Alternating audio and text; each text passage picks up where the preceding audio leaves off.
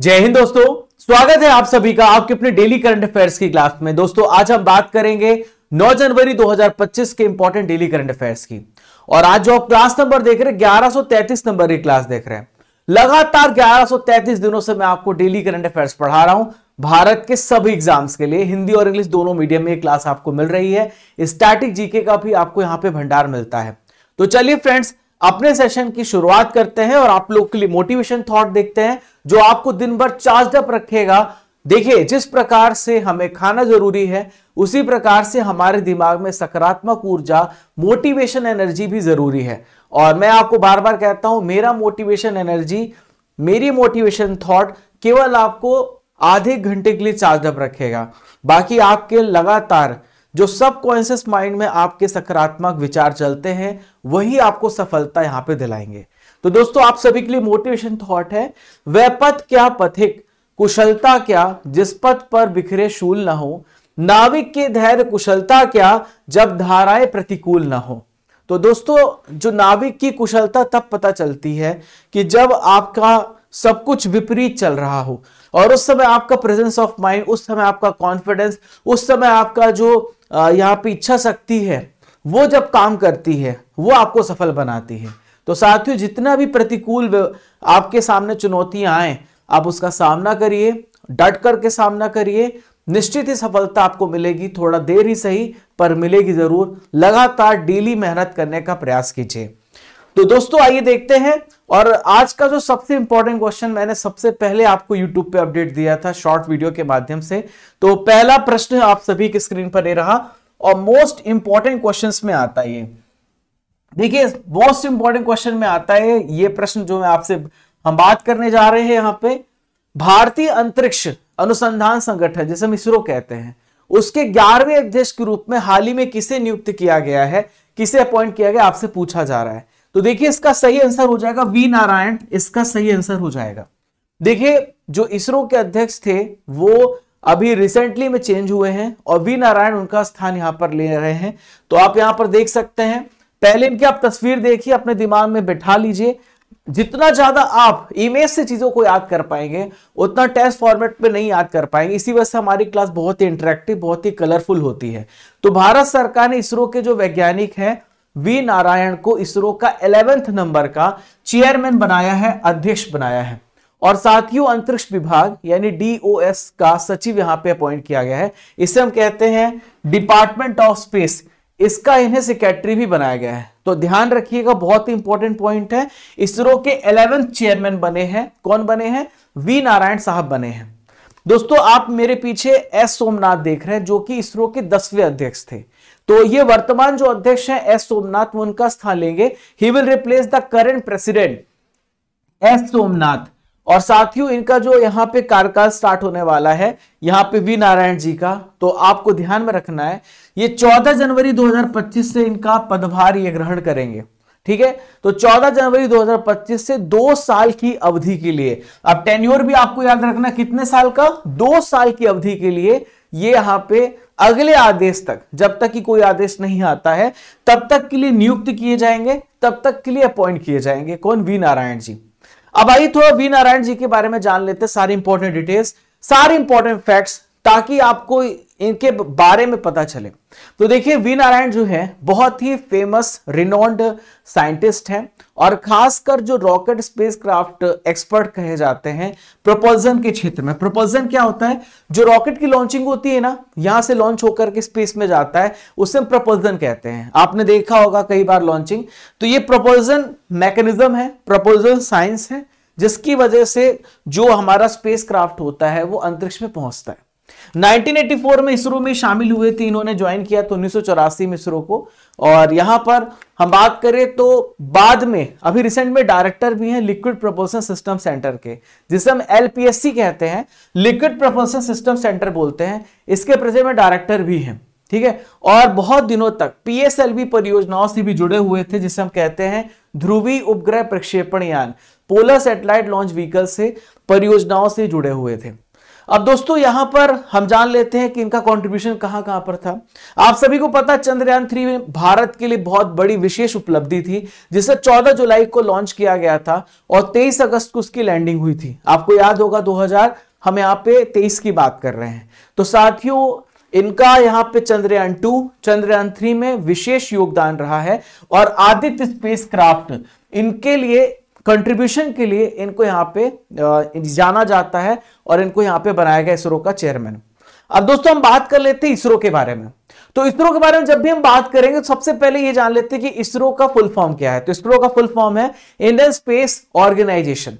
15 अगस्त 1969 को इसकी स्थापना हुई थी। इसका हेडक्वार्टर बेंगलुरु कर्नाटक में है और श्रीहरिकोटा आंध्र प्रदेश से जितनी भी रॉकेट की लॉन्चिंग होती है वो की जाती है। कहां से होती है? श्रीहरिकोटा आंध्र प्रदेश से। दोस्तों मेरे पीछे आप देख सकते हैं एक ऐसा चेहरा जिसने हमारे भारत के स्पेस प्रोग्राम को बदल के रख दिया, विक्रम साराभाई।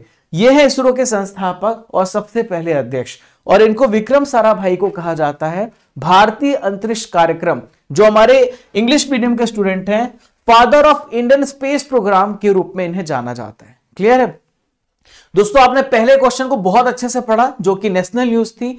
अब यहां पर हम स्पोर्ट्स करंट अफेयर्स को डिस्कस करेंगे और प्रश्न नंबर 2 आप सभी के स्क्रीन पर ये रहा। एएफसी एशियन कप 2027 का आयोजन किस देश में किया जाएगा? Which country will host AFC Asian cup 2027?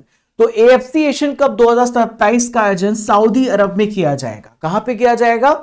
Saudi अरब में किया जाएगा एएफसी एशियन कप 2027 का आयोजन। आइए पूरी डिटेल्स को समझते हैं। ठीक है, तो एएफसी एशियन कप सऊदी अरब में जो जगह है रियाद है, जद्दा है और अल खोबर है, यहां पे ऑर्गेनाइज किया जाएगा, जो कि 7 जनवरी से लेके 5 फरवरी तक को ऑर्गेनाइज किया जाएगा। और ये फुटबॉल कंपटीशन है। कौन सा कंपटीशन है? तो फुटबॉल से रिलेटेड कंपटीशन है एएफसी।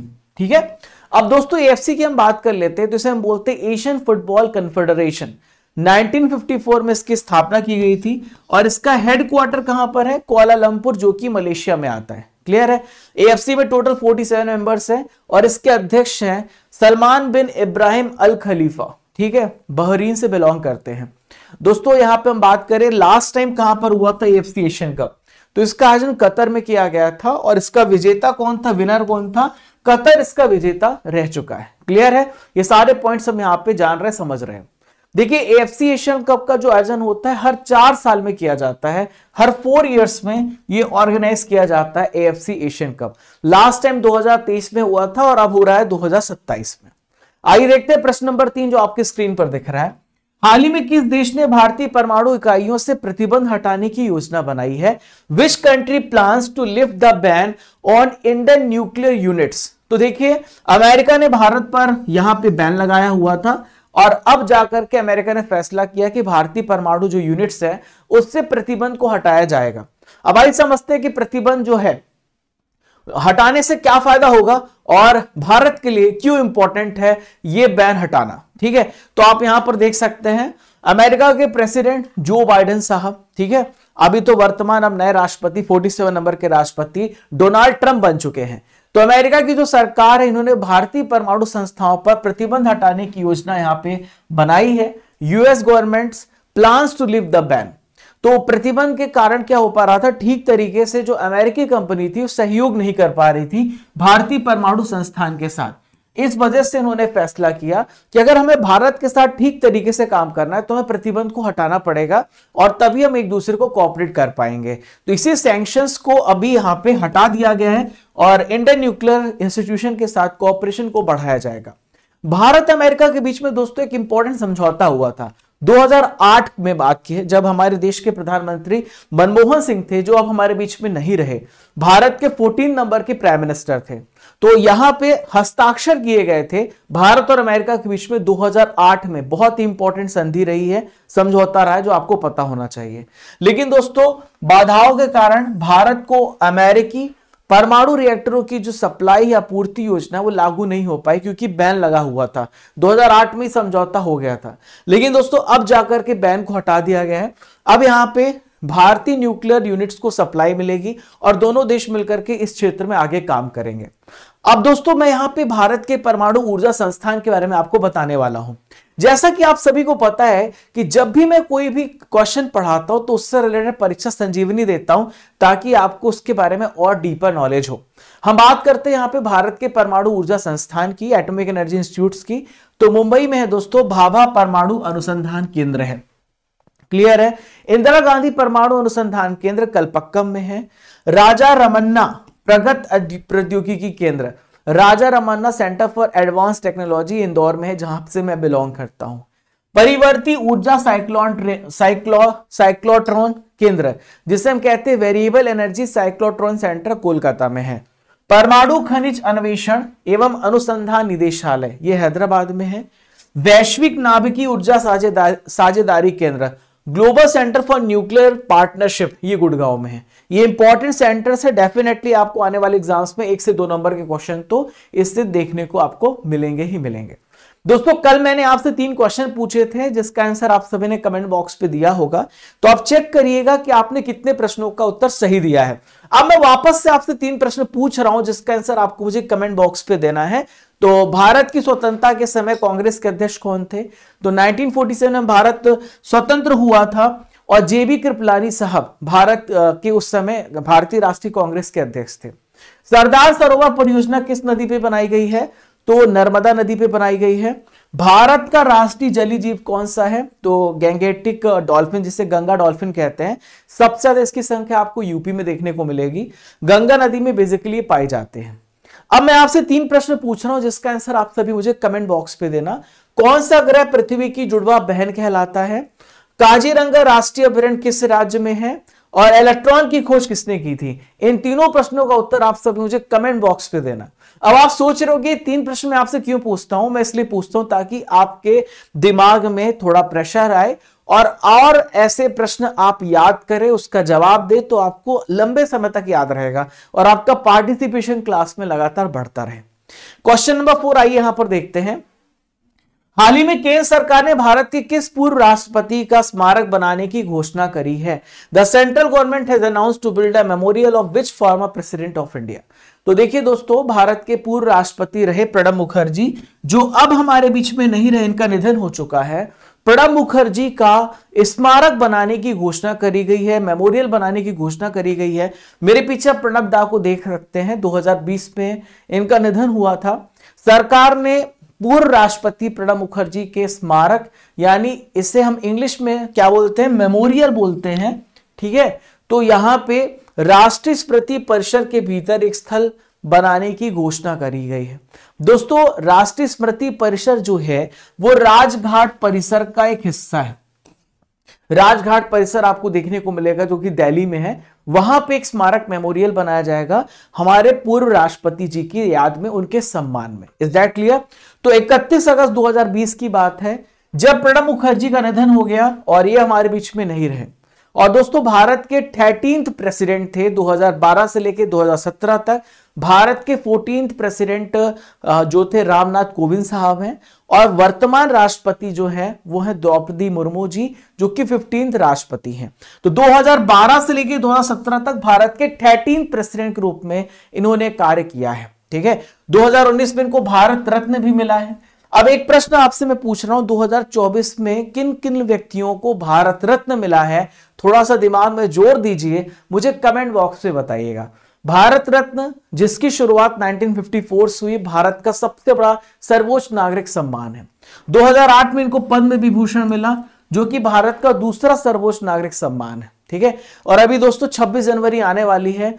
26 जनवरी के दिन पद्म पुरस्कारों की घोषणा की जाती है, जिसमें आपके पद्म भूषण, पद्म विभूषण, पद्मश्री, इन सभी सम्मानों की घोषणा की जाएगी। 26 तारीख को वेट कीजिएगा, आपको स्पेशल वीडियो मिलेगा पद्म पुरस्कारों से रिलेटेड, सबसे पहले आपके यूट्यूब चैनल राजा गुप्ता करंट अफेयर्स पे स्टडी कर पे। क्वेश्चन नंबर 5 आइए यहां पर देखते हैं।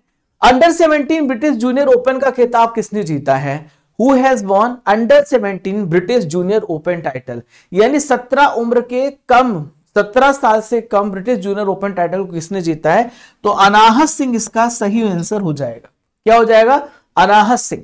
तो यहां पर आप अनाहत सिंह को देखिए, आप ये स्क्वैश खिलाड़ी हैं। एक सवाल तो ये बनता है कि अनाहत सिंह का रिलेशन किस खेल से है, तो ये स्क्वैश प्लेयर है। पहली बात आपको समझ में आ गई। और अंडर 17 बालिका एकल का खिताब जीता है, यानी कि ब्रिटिश जूनियर ओपन का खिताब जीता है। स्क्वैश प्लेयर है अनाहत सिंह। और इन्होंने किसको हराया है, यहां पे मिस्र की मलिका एल कराक्सी को हराया है, जो कि इजिप्ट की मलिका एल कराक्सी को हराया है। 3-2 से इन्होंने हराया है। ठीक है, तो ब्रिटिश जूनियर ओपन में इनका यहां पे तीसरा खिताब है। इससे पहले अंडर 11 और अंडर 15 श्रेणियों में भी इन्होंने जीत दर्ज करी है। लगातार बहुत अच्छा परफॉर्मेंस किया है अनाहत सिंह ने। ठीक है, कुछ स्पोर्ट्स करंट अफेयर्स को भी डिस्कस कर लेते हैं परीक्षा संजीवनी में, जो आपको पता होना चाहिए, फिर हम आगे बढ़ते हैं। तो देखिए, संतोष ट्रॉफी का रिलेशन फुटबॉल से है। अभी रिसेंटली में 33वां संतोष ट्रॉफी का खिताब किसने जीता है, वेस्ट बंगाल ने जीता है, फुटबॉल से रिलेटेड है। दोस्तों रिसेंटली में प्रो कबड्डी लीग हुआ है, हरियाणा स्टीलर्स ने यहाँ पे किसको हराया है, आपको बताना है कमेंट बॉक्स पे। हरियाणा स्टीलर्स ने किसको हराया, मैंने आपको बताया था, जल्दी से बताइए। पुनेरी पुल्टन को हराया। ठीक है, तो साथियों यहां पे प्रो कबड्डी लीग का कंपटीशन हरियाणा स्टीलर्स ने जीता है, ये बात आपको ध्यान में रखना है। दोस्तों यहां पे स्टडी कर एप्लीकेशन के बारे में थोड़ा चर्चा करेंगे। जो नए छात्र हैं उनके लिए इंफॉर्मेशन है, और यहाँ पे पुराने छात्र को इनके बारे में पता ही है। और 50,000 प्लस डाउनलोड है स्टडी कर एप्लीकेशन को, आप सभी डाउनलोड करिएगा। और paid courses, e books, test series, test pass, daily current affairs, सब कुछ एक ही जगह पे मिलेगा। जो आप क्लास देख रहे हैं, ठीक आधे घंटे के बाद इस क्लास की पीडीएफ आपको अवेल करा दी जाएगी। और आप पेड कोर्सेस में जाएंगे, जहां पे अमेजिंग कोर्सेस लॉन्च किए गए, मैं आपको अभी दिखाऊंगा। बहुत स्पेशल कोर्सेस है, बहुत ही स्पेशल टीचर्स के द्वारा इंडिया की टॉप टीम आपको यहाँ पे पढ़ा रही है। आप ई बुक सेक्शन में जाएंगे, जहां पर आपको हर महीने की मासिक पत्रिका, ईयरली पत्रिका, marathon class PDF, GK GS की सभी विषयों की ई बुक्स आपको एक ही जगह पे हमने यहाँ पे स्ट्रक्चर करी है, ताकि आपको ढूंढने में कोई भी परेशानी ना हो। दिसंबर महीने की करंट अफेयर्स की बुक हमने लॉन्च करी, जहां पे 150 एमसीक्यू हैं, हिंदी और इंग्लिश दोनों माध्यम में।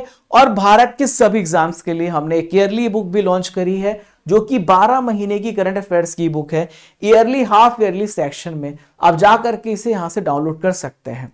दोस्तों यहां पे 44 नंबर पेज का रिजल्ट हमारे पास है, जो कि हमने स्टैटिक जीके बुक लॉन्च करी है। चलिए उसका मैं आपको आखिरी में बता दूंगा। तनु तोमर, हरीश, दीनू, अंकिता, कुंदन, मानसी, मनु जहांगीर, कोमल, काजल, रोशन कुमारी, ये स्टैटिक जीके बुक का रिजल्ट है, जो आप 44 नंबर पेज का लगातार हम डेली इसका यहाँ पे टेस्ट ले रहा हैं। आप वेबसाइट से ऑर्डर कर सकते हैं हमारी बुक को। और यहाँ पे जीके जीएस का फाउंडेशन कोर्स भी हमने लॉन्च किया है 499 रुपीज में। English foundation Anupam sir India के टॉप फैकल्टी हैं, CGL, CSL, MTS, Vyapam, bank, सभी एग्जाम्स के लिए इंग्लिश आप पढ़िए। Daily live classes, PDF note, Sunday free test, recorded video, prior validity 12 महीने की। आपको डेमो यहां पे दिया गया है, जाकर के डेमो लीजिएगा और अनुपम सर से पढ़िएगा। अनुपम सर हैं जो आपको इंग्लिश पढ़ाएंगे। बैंकिंग फाउंडेशन बैच भी हमने लॉन्च कर दिया है, और यहां पे जो बैंक की तैयारी कर रहे हैं उनके लिए कंप्लीट ऑनलाइन बैच है। ये सारा एप्लीकेशन पर अवेलेबल है, जाकर के देखिएगा। अब दोस्तों थोड़ा नॉलेज फैक्ट्री के बारे में हम चर्चा कर लेते हैं। और आज की नॉलेज की फैक्ट्री में हम बात करेंगे 2030 के 17 सतत विकास लक्ष्य के बारे में। हमने कोई 17 टारगेट सेट किए हैं जिन्हें हमें हासिल करना है 2030 तक।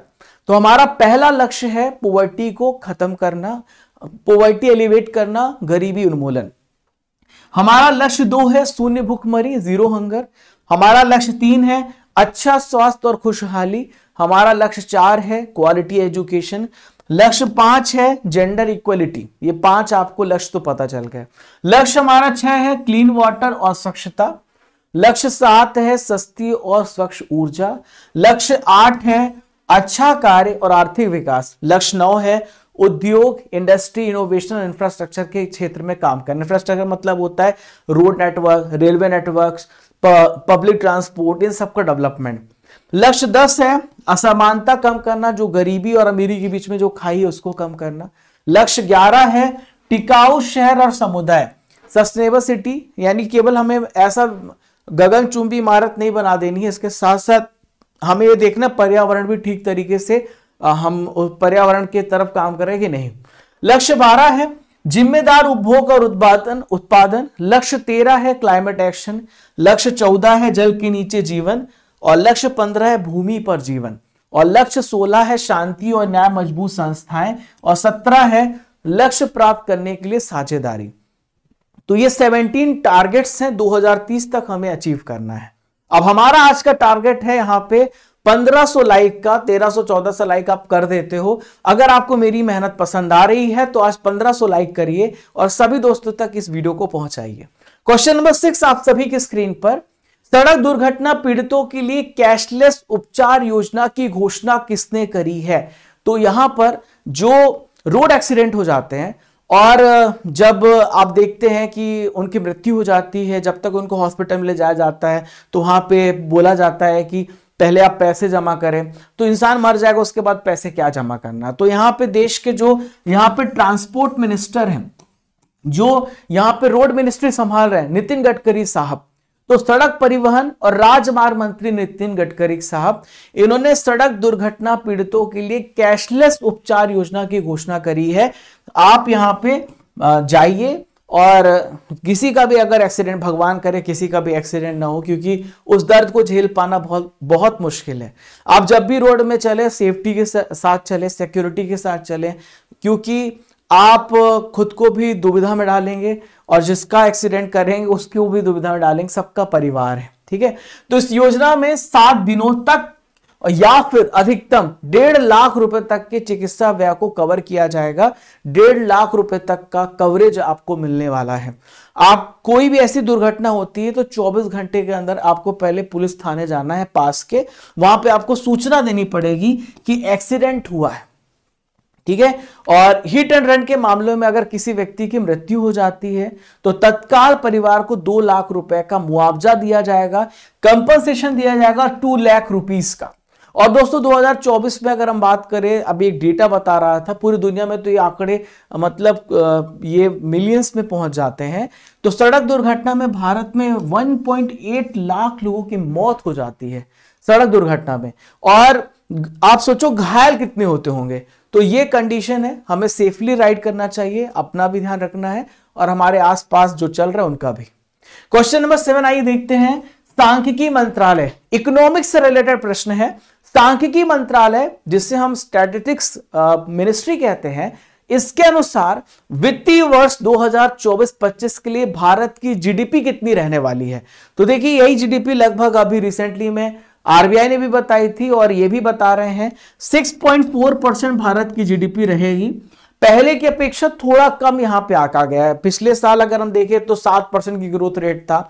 इस बार 2025 में हमारी ग्रोथ रेट थोड़ा कम रहेगी, 6.4% की दर से हम आगे बढ़ने वाले हैं। तो यहां पे सकल घरेलू उत्पाद, जिससे हम कहते हैं ग्रॉस डोमेस्टिक प्रोडक्ट, जीडीपी क्या होता है? जितनी भी सर्विसेज और जितनी भी गुड्स हम एक साल में तैयार करते हैं अपनी भारतीय सीमा के क्षेत्र में, उसे हम जीडीपी कहते हैं। तो 6.4% रहने का यहां पे अनुमान लगाया गया है। सकल घरेलू उत्पाद किसी भी देश में एक निश्चित अवधि में तैयार की गई, उत्पादित की गई जितनी भी वस्तु सेवाएं होती है, उसका टोटल मूल जीडीपी कहलाता है और ये देश के आर्थिक गतिविधि का माप है। ठीक है, ये देश की इकोनॉमिक एक्टिविटी हमें पता चलती है। अगर हमारी जीडीपी ग्रो हो रही है, इसका मतलब है कि हमारी इकोनॉमिक एक्टिविटी बहुत तेजी से फ्लरिश हो रही है। अगर जीडीपी कम हो रही मतलब हमारी इकोनॉमिक एक्टिविटी पहले से कंपैरेटिवली कम हो रही है। क्लियर है? ये जीडीपी मतलब हमारे लिए इंपॉर्टेंट हो जाती है। अगर हम बात करें टॉप 5 अर्थव्यवस्थाओं की, तो कौन सा देश है जो टॉप 5 में आता है? तो देखिए चाइना बहुत तेजी से ग्रो हो रहा है। सेकेंड लार्जेस्ट जो आप कह सकते हैं इकोनॉमी अमेरिका की है, और थर्ड हमारे भारत की है, चौथा रशिया है और पांचवा यहां पे जापान है। ठीक है, ये टॉप 5 अभी करंट का ट्रेंड मैं आपको बता रहा हूं, आईएमएफ का जो यहां पे डेटा है मैं आपको बता रहा हूं। क्वेश्चन नंबर 8 आप सभी की स्क्रीन पर, यहां पे महाकुंभ का आयोजन किया जा रहा है। आपने वीडियो तस्वीरें तो देखी होंगी और काफी अच्छा नजारा दिख रहा है, और मौका मिलेगा तो मैं भी यहाँ पे पहुंचूंगा, ब्लॉग बनाऊंगा तो मैं आपको कवर अप करूंगा, बताऊंगा कि यहाँ पे कैसी तैयारी है, कैसा सब कुछ है, और जरूर मैं आपको वहां से लाइव कराऊंगा। तो 31 जनवरी को ग्रीन महाकुंभ का आयोजन कहां पर किया जाएगा? Where will be green Mahakumbh will be held on January 31। तो मेरे प्यारे दोस्तों, जगह प्रयागराज है जहां पे महाकुंभ हो रहा है। वहां पे किया जाएगा 31 जनवरी को ग्रीन महाकुंभ। तो आप ये महाकुंभ का नजारा देखेंगे, जहां से भारत से ही नहीं दुनिया भर से लोग यहां पे महाकुंभ में इकट्ठा होंगे। 31 जनवरी को ग्रीन महाकुंभ का आयोजन किया जाएगा और यहां पे दुनिया भर से जितने भी एनवायरमेंट के संरक्षक हैं, वाटर कंजर्वेशन वर्कर्स हैं, वो सब यहां पे शामिल होंगे। अभी क्यों शामिल होंगे, तो इसके पीछे कारण है। देखिए, अभी जो महाकुंभ हो रहा है, हम नदियों को माँ कहते हैं और हम अपनी नदियों को ही इतना ज्यादा गंदा कर देते हैं। अगर हम उनको माँ कहते हैं तो हमें उनकी स्वच्छता का ध्यान रखना चाहिए। कोई भी नदी हो, हमें उसे गंदा नहीं करना चाहिए, उसे विषैला नहीं बनाना चाहिए और हमें प्रयास करना चाहिए कि हम जितना ज्यादा हो सके हम नदियों को स्वच्छ रख सके, क्योंकि नदियां से ही हमारा जीवन है। तो यहां पे इसका मैसेज है ग्रीन महाकुंभ करने का कि हमें क्या करना है, हमें पर्यावरण को बचा के चलना है। हम उत्सव मना रहे हैं लेकिन पर्यावरण के साथ नुकसान नहीं होना चाहिए। और इसके जो मुख्य संरक्षक होंगे, जो चीफ पैट्रॉन होंगे, वो यूपी के चीफ मिनिस्टर हैं योगी बाबा योगी आदित्यनाथ। और इसे शिक्षा संस्कृति उत्थान न्यास, यानी जो शिक्षा संस्कृति उत्थान न्यास कहते हैं, ये यहां पे इसको आयोजित करेगा, पूरा ऑर्गेनाइज कर रहा है। तो ग्रीन महाकुंभ में नेचर और पर्यावरण और पानी, सफाई, ऐसे बहुत सारे इंपॉर्टेंट इश्यूज होंगे जिस पे नेशनल लेवल की बैठक की जाएगी और इस पे ध्यान आकर्षित किया जाएगा। क्वेश्चन नंबर 9 आप सभी के सामने। तो कुल मिला के महाकुंभ का मतलब केवल आपको अध्यात्म के साथ नहीं जोड़ना है, आपको पर्यावरण के साथ भी जोड़ना है, सस्टेनेबल डेवलपमेंट के साथ जोड़ना है।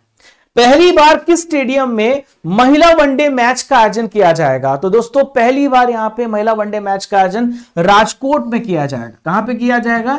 राजकोट में किया जाएगा। ठीक है, तो भारत और आयरलैंड के बीच में होने वाला 3 मैचों की वनडे सीरीज तो राजकोट के निरंजन शाह स्टेडियम में खेला जाएगा।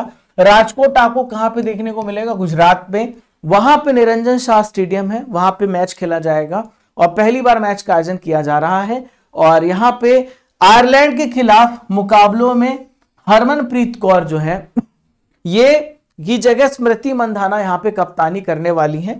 तो देखिएगा आप सभी मैच, रिजल्ट्स भी मैं आपको बताऊंगा कौन जीता कौन हारा। तो भारत के जो प्रमुख क्रिकेट स्टेडियम्स हैं उसको स्ट्रैटेजी के में मैं आपको थोड़ा समझा देता हूं। तो ईडन गार्डन सबसे बड़े स्टेडियम में से एक है। हालांकि अभी जो मोदी जी के नाम से स्टेडियम है वो बहुत बड़ा स्टेडियम है और जो कि गुजरात में है, लोकेटेड है। तो ईडन गार्डन्स ये कहां पर है? कोलकाता में है। नरेंद्र मोदी स्टेडियम अहमदाबाद में है, भारत का सबसे बड़ा क्रिकेट स्टेडियम है जहां पे भारत हारा था और सभी उपस्थित थे और भारत को ऑस्ट्रेलिया ने हराया था रिसेंट में ओडीआई वर्ल्ड कप। एम चिन्ना स्वामी स्टेडियम बेंगलुरु में है और अरुण जेटली स्टेडियम दिल्ली में है। भारत रत्न श्री अटल बिहारी वाजपेयी इकाना क्रिकेट स्टेडियम लखनऊ में है। बहुत इंपॉर्टेंट क्वेश्चन मैं बता रहा हूं। और वानखेड़े स्टेडियम मुंबई में है। ठीक है दोस्तों, आज का आखिरी इंपॉर्टेंट करंट अफेयर आप सभी की स्क्रीन पर और फिर हमारे यहाँ पे जो हमारी इंपॉर्टेंट सीरीज है वो स्टार्ट हो जाएगी। सिपाहीजाला वन्य जीव अभ्यारण्य किस राज्य में है जिसमें दुर्लभ बैंडेड रॉयल तितली पाई गई है? Cephalogy Wildlife Sanctuary is located in which of the following state? The rare banded royal butterfly has been found. तो दोस्तों कहां पर है ये? त्रिपुरा में है। कहां पर है ये? त्रिपुरा राज्य में। ठीक है, तो त्रिपुरा में सिपाहीजाला वन्य जीव अभ्यारण्य है और पहली बार यहां पे इंडो-मालियन क्षेत्र की तितली पाई गई है और बहुत ही मतलब रेयर स्पीसीज है जो यहां पे देखी गई है। इस प्रजाति की पहचान बैंडेड रॉयल तितली या रचना जलिंद इद्र के रूप में की गई है।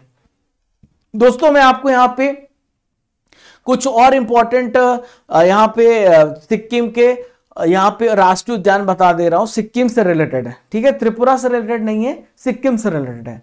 तो सिक्किम के राष्ट्रीय उद्यान और वन्य जीव अभ्यारण्य यहां पे मैं बता देता हूं। तो कंचनजंगा राष्ट्रीय उद्यान है, पंगोलखा वन्य जीव अभ्यारण्य है, बारसी रोडोडेंड्रॉन वन्य जीव अभ्यारण्य है और है पेम्बोंग लो वन्य जीव अभ्यारण्य। तो इंपॉर्टेंट है जो कि सिक्किम से रिलेटेड है, ना कि त्रिपुरा से। ध्यान में रखिएगा क्योंकि मैंने पढ़ाया आपको त्रिपुरा है पर यहां पे सिक्किम के नेशनल पार्क्स मैंने आपको पढ़ाए हैं। तो साथियों यहां पे 10 महत्वपूर्ण करंट अफेयर्स पढ़ने के बाद आप सभी को पता है कि RRR की सीरीज होती है जहां पर आपके ब्रेन में थोड़ा तरंगे यहां पे चलेंगी और RRR सेशन यहां पे हम पढ़ेंगे जहां पे दिसंबर के 2024 के महत्वपूर्ण प्रश्नों को बहुत ही डिटेल से पढ़ने वाले हैं। और जो इंपॉर्टेंट प्रश्न है उसको यहां पे देखेंगे। न्यायमूर्ति मुर्दू निरूपू बिंदुशिनी फर्नांडो किस देश की दूसरी महिला न्यायाधीश बनी है? Justice Murdu Niroopu Bindushini Fernando has become the second women chief justice of which one of the following country? तो देखिए अभी रिसेंटली में जो ये बनी है ये श्रीलंका की बनी है। कहां की बनी है? श्रीलंका की बनी है। ठीक है, कमेंट बॉक्स पे आप आंसर देना स्टार्ट कर दीजिए। भारत और किस देश ने हरिमाऊ शक्ति अभ्यास शुरू किया है? तो भारत और यहां पे मलेशिया ने हरिमाऊ शक्ति अभ्यास को शुरू किया है। नेटम्बू नंदी नदैत्वा किस देश की पहली महिला राष्ट्रपति बनी है? तो नामीबिया की पहली महिला राष्ट्रपति बनी है नेटम्बू नंदी नदैत्वा। भारत ने फाइनल में किस टीम को हरा करके 11वां पुरुष हॉकी जूनियर एशिया कप जीत लिया है? तो दोस्तों भारत ने यहां पे पाकिस्तान को हरा करके इस चैंपियनशिप को अपने नाम किया है। किस देश पे राष्ट्रपति के द्वारा मार्शल लॉ लगाया गया, कुछ ही घंटों में उसे हटा दिया गया? तो मार्शल लॉ साउथ कोरिया में लगाया गया था और कुछ ही घंटों में वापस से इसे रिमूव कर दिया गया। दोस्तों 8 जनवरी के करंट अफेयर्स का रिवीजन करेंगे। जो करंट अफेयर्स कल आप सभी ने पढ़ा था, आइए उसे यहां पर रिवाइज करते हैं। जस्टिन ट्रूडो किस देश के प्रधानमंत्री थे जिन्होंने अपने पद से इस्तीफा दिया है? तो कनाडा के प्रधानमंत्री थे। ठीक है, भारतीय एथलेटिक्स महासंघ के अध्यक्ष कौन बने हैं? तो बहादुर साहू यहां पे भारतीय एथलेटिक्स महासंघ के अध्यक्ष बने हैं। हाल ही में किस राज्य में जल्लीकट्टू का आयोजन किया गया है? तो जल्लीकट्टू का आयोजन दोस्तों कहां किया गया? तमिलनाडु में जल्लीकट्टू का आयोजन किया गया, जिसमें सांड को कंट्रोल किया जाता है। ठीक है, ब्रिक्स में कौन सा देश शामिल हुआ है? रिसेंटली में ब्रिक्स में यहां पे इंडोनेशिया शामिल हुआ है, जो कि ब्रिक्स का 10वां सदस्य देश बना है। टोटल ब्रिक्स पे 10 सदस्य हो चुके हैं। भारत साइबर हमलों के मामले में किस स्थान पर है? तो भारत साइबर हमलों के मामले में दूसरे स्थान पर है। और पहले नंबर पे मेरे प्यारे भाई और बहनों कौन सा देश है? अमेरिका है। कौन सा देश है? अमेरिका है। पंचायत से संसद 2.0 पहल का उद्घाटन किसने किया है? हमारे देश के 18वीं लोकसभा के स्पीकर ओम बिरला साहब ने किया है। किसने किया है? ओम बिरला साहब ने। 38वें राष्ट्रीय खेलों की मशाल को क्या नाम दिया गया है? तो इसका नाम दिया गया तेजस्वनी। क्या नाम दिया गया? तेजस्वनी। कहां पर हो रहा है? उत्तराखंड में हो रहा है। भारत पोल पोर्टल का उद्घाटन किसने किया है? हमारे देश के गृह मंत्री अमित शाह जी ने भारत पोल का उद्घाटन यहां पे किया है। हाल ही में किस शहर को दुनिया का सबसे ज्यादा प्रदूषित शहर घोषित किया गया? तो वियतनाम की कैपिटल हनोई है, जिसको दुनिया का सबसे प्रदूषित शहर घोषित किया गया। भारत का पहला जैविक मछली क्लस्टर किस राज्य में लॉन्च किया गया है? तो भारत का सबसे पहला जैविक मछली क्लस्टर सिक्किम राज्य में लॉन्च किया गया। इसका मकसद है कि बिना किसी पेस्टिसाइड, बिना कोई इसमें ऐसे केमिकल्स का इस्तेमाल ना करना, ये इसका मकसद है जैविक मछली क्लस्टर का। दोस्तों ल्यूसेंट जीके में प्रीवियस ईयर क्वेश्चन को डिस्कस करेंगे और यहां पर हम महत्वपूर्ण जीके के प्रश्नों को डिस्कस करते हैं। जीवाणु की खोज किसने की थी? तो ल्यूवेनहॉक ने जीवाणु की खोज करी थी। ठीक है, मानव आंत में पाया जाने वाला जीवाणु कौन सा है? बैक्टीरिया कौन सा है? तो इसका नाम है एशरिशिया कोलाई। क्या नाम है? एशरिशिया कोलाई इसका नाम है। ठीक है, ओके, नेक्स्ट यहां पर देखते हैं। निम्नलिखित में किसे वर्गीकी का पिता कहा जाता है? तो फादर ऑफ टैक्सोनॉमी किसे कहा जाता है? लीनियस को, कैरोलस लीनियस को। ठीक है, जिनको फादर ऑफ टैक्सोनॉमी कहा जाता है। दोस्तों 9 जनवरी का आखिरी में मैं आपका टेस्ट लेता हूं, जिसमें यह पता चलता है कि आपने कितने अच्छे से आज के सेशन को पढ़ा है, लेक्चर को अटेंड किया है। आइए देखते हैं पहला क्वेश्चन। इसरो की स्थापना किस वर्ष हुई थी? 1969 में इसरो की स्थापना हुई थी। ठीक है, इसरो का हेडक्वार्टर कहां पर है? तो बेंगलुरु में इसरो का हेडक्वार्टर है। एशियन फुटबॉल कन्फेडरेशन AFC का हेडक्वार्टर कहां पर है? तो AFC का मुख्यालय कुआलालंपुर में है। ठीक है, कहां पर है? कुआलालंपुर में है। खेलो इंडिया यूथ गेम्स और पैरा गेम 2025 की मेजबानी कौन सा राज्य करेगा? तो बिहार इसकी मेजबानी करेगा। कौन करेगा? बिहार करेगा। पहले ओलंपिक ई स्पोर्ट्स गेम 2025 की मेजबानी कौन सा देश करेगा? तो सऊदी अरब इसकी मेजबानी करने वाला है। दोस्तों आज का सवाल है, भारतीय अंतरिक्ष अनुसंधान संगठन के 11वें अध्यक्ष के रूप में रिसेंटली में किसे अपॉइंट किया गया, किसे नियुक्त किया गया? आपको इसका आंसर मुझे कमेंट बॉक्स पे देना है। एक तस्वीर आपको दिखा रहा हूं, आपको पहचानना ये व्यक्ति कौन है, ये कौन से व्यक्ति हैं, आपको इनके बारे में कमेंट बॉक्स पे लिखना है। आप सभी स्टडी कर एप्लीकेशन डाउनलोड कर लीजिएगा, जहां पे 50,000 प्लस डाउनलोड्स है।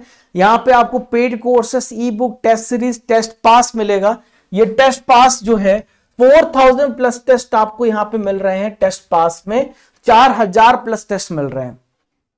दिसंबर महीने की मैगजीन आपको यहां पे मिलेगी। 8 जनवरी का जो डेली करंट अफेयर्स आप पढ़ते हैं उसका रिजल्ट है सुशीला माली, विकास कुमार, शिव कुमार, रुखसार, ऋषिकेश, नीतू कुमारी, रितेश गुप्ता, झांसी, मयूर और H Ramesh. Congratulation to everyone. आप लोग ऐसे ही पढ़ते रहें, डेली टेस्ट देते रहें। और आपका यहाँ पे ये सुशीला माली ने आज टॉप किया है। पीडीएफ के लिए राजा गुप्ता करंट अफेयर्स चैनल को आप सभी ज्वाइन कर लेना, टेलीग्राम चैनल है हमारा। ये 4000 प्लस टेस्ट है। अगर आप SSC, railway, CSIR, teaching, CMAT किसी की भी तैयारी कर रहे हैं, 1 साल की वैलिडिटी के साथ आपको 4000 प्लस टेस्ट आपको देखने को मिलते हैं। राजा गुप्ता _ऑफिशियल मेरा इंस्टाग्राम हैंडल, जहां पर आप मुझे फॉलो कर सकते हैं। यहां पे इंपॉर्टेंट वीडियोस में आपको शेयर करता हूं। ये स्टैटिक जीके की बुक है जिसका रेगुलर टेस्ट हो रहा है पेज बाय पेज। आप वेबसाइट इस बुक को ऑर्डर कर सकते हैं। स्टैटिक जीके का आपका कोई भी प्रश्न इससे बाहर नहीं जाएगा और भारत के सभी एग्जाम्स के लिए इस बुक को तैयार किया गया है। आज हमने इसके लिए स्पेशल ऑफर निकाला। ये 170 रुपीज की बुक अभी मिल रही है। आप जाकर के वेबसाइट से ऑर्डर कर सकते हैं। इसका लिंक आपको डिस्क्रिप्शन बॉक्स और कमेंट बॉक्स पे दिया गया है। और पेज नंबर 44 तक हम पहुंच चुके हैं। जो नए बच्चे यहाँ पे इस बुक को ऑर्डर कर रहे हैं वो पेज बाय पेज पढ़ के 43 तक पेज का वो यहाँ पे टेस्ट दे सकते हैं। तनु तोमर, हरीश, दीनू, अंकिता, कुंदन, मानसी, मनु, कोमल, काजल और रोशन, आप सभी आपने टॉप किया है 44 नंबर पेज में। आज 45 नंबर पेज पढ़ के आना है। ये जीके जीएस फाउंडेशन बैच है 499 रुपीज का। हर एग्जाम्स के लिए एप्लीकेशन में अवेलेबल है। वैभव सर एमपीटीटी वर्ग 2 की तैयारी करा रहे हैं 12 महीने के लिए। बहुत सारी वैकेंसी आ रही मैथ से और 499 इसकी फीस है। व्यापम फाउंडेशन एमपीएसआई की तैयारी करे, पटवारी की तैयारी करे, जेल प्रहरी की तैयारी कर रहे हैं, सभी एग्जाम्स के लिए एक ही बैच। ये भी आपको एप्लीकेशन मिलेगा। एसएससी का फाउंडेशन बैच है कंप्लीट ऑनलाइन। और मैथ प्लस रीजनिंग अगर आपको पढ़ना है तो कॉम्बो है 699 का। और रेलवे फाउंडेशन बैच भी है, इंग्लिश फाउंडेशन बैच है, अनुपम सर पढ़ा रहे हैं। सबका डेमो अवेलेबल है हमारे एप्लीकेशन पर। और ये बैंकिंग फाउंडेशन भी है, रीजनिंग फाउंडेशन, ये सारे फाउंडेशन आपको एक ही जगह पे मिलेंगे। तो साथियों, आशा करता हूं आज का सेशन आपको बहुत ज्यादा पसंद आया होगा। ऐसे ही आप प्यार करते रहें, सपोर्ट करते रहें। हम आपके लिए दिन रात लगे रहेंगे और मेहनत करते रहेंगे आपको सफल बनाने में। बस पढ़ते रहिए डेली करंट अफेयर्स। मिलते हैं अगले इंपॉर्टेंट सेशन में। जब तक तोड़ेंगे नहीं तब तक छोड़ेंगे नहीं। जय हिंद, जय भारत,